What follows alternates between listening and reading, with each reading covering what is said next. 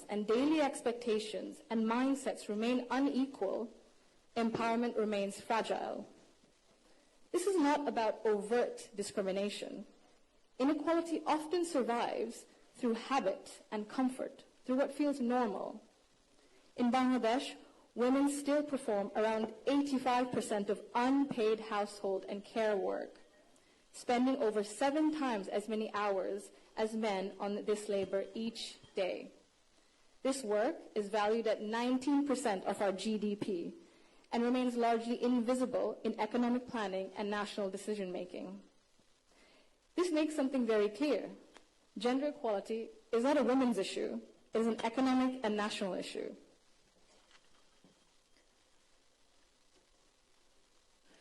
When women carry the bulk of responsibility, their participation in the formal economy suffers. Despite significant gains in girls' education, women's labor force participation in Bangladesh remains below 40% compared to over 80% for men.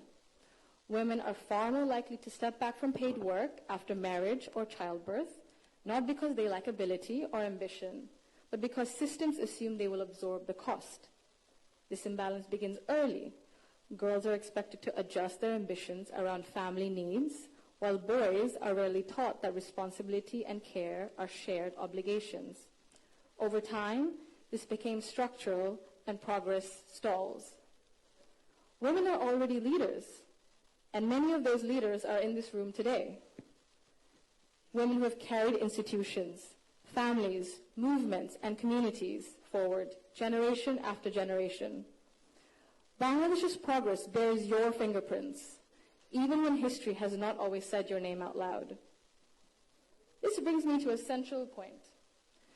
Belief means nothing without action. To the men among us, our fathers, our brothers, our sons, our husbands, our colleagues and friends, your support for women's rights matters. Your celebration of women's success matters. But equality cannot survive on words alone. If systems and expectations continue to rely on women's sacrifice as the default, inequality continues comfortably. Fathers, in particular, I believe, have a unique role in breaking this cycle. I'm an only child, and I never was once made to feel that my parents wished for a son instead. My father once scolded someone for even asking that question. He understood that while I was treated with respect and care at home, the world outside would not always be the same. So he made sure that I could navigate it with confidence. What shaped me were not his speeches, but his consistency. Through his daily choices, he showed me what I should expect from the world. This is how change becomes sustained.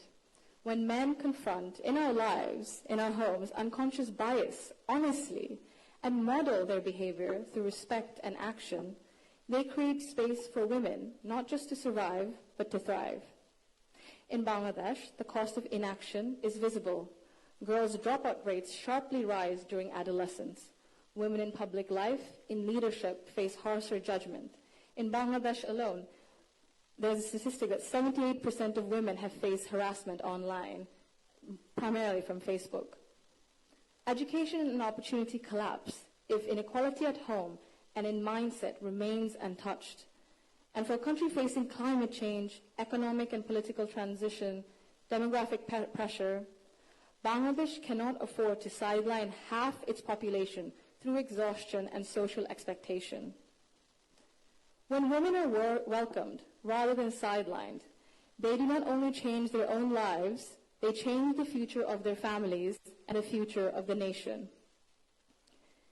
If Bangladesh wants real progress, not symbolic success stories, but sustained national development, then empowerment cannot stop only at classrooms, only in offices or policies. They must reach our homes, our institutions, and our mindsets, and it must be the responsibility of all of us.